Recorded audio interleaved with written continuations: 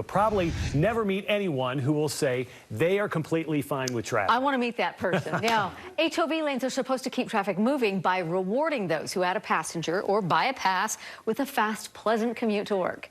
But as KSL investigator Matt Gebhardt found, many drivers are breaking Utah's express lane rules. Yeah, Mike Deeney, this all started with an email that we got from a KSL viewer. It says that everybody uses these lanes without paying or having two people in the car. And it goes on, I think people would be surprised how the carpool lane now means nothing because of the lack of enforcement. So are the HOV lanes really running without enforcement? You ask. KSL investigates. Sounds like we still have emergency traffic out there, so Heather. Traffic. Most of it is northbound I-15. You have places to go, things to do, but the lanes are all crawling along. Well, not all the lanes. The Diamond Lane is moving along at freeway-ish speeds. Sure, you're driving alone and you don't have a pass, but come on. What are the chances you're going to get popped? All right, so here we got somebody that's crossing. Well, it's not nothing.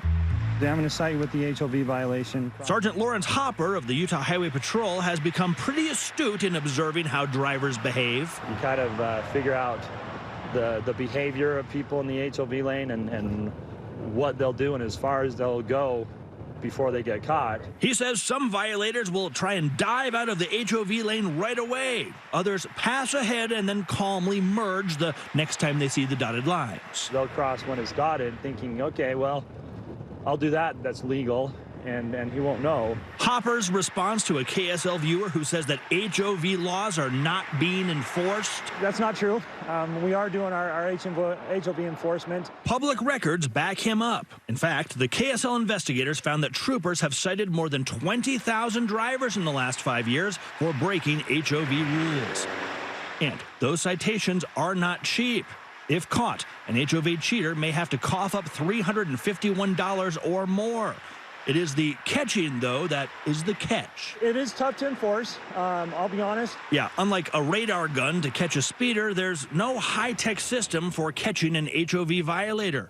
Troopers have to drive next to the HOV lane and look through the car window, but there may be a child hidden from view in the back seat or maybe a passenger sawing logs. And you know, he has a point. The KSL investigators came out during rush hour, clipboard in hand, ready to count cars, see how many violations we saw for ourselves.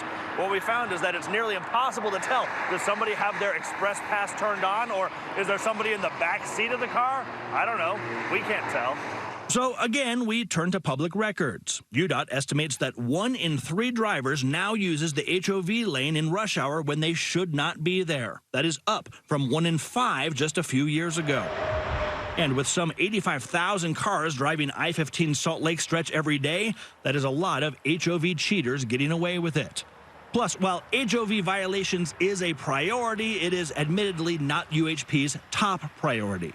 Safety issues are Solid 190, 1060. speeders, drunks, unbuckled seatbelts, and of course accidents like the one that forced Sergeant Hopper to abruptly end our ride along.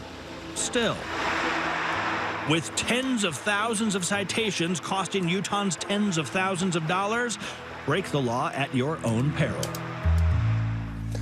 You know, way back in 2018, the Utah legislature passed a bill that allows UDOT to use cameras and license plate readers to identify HOV cheaters and then ticket them. UDOT tells us they are not using either tool yet, but they are working out the details on how that will all work.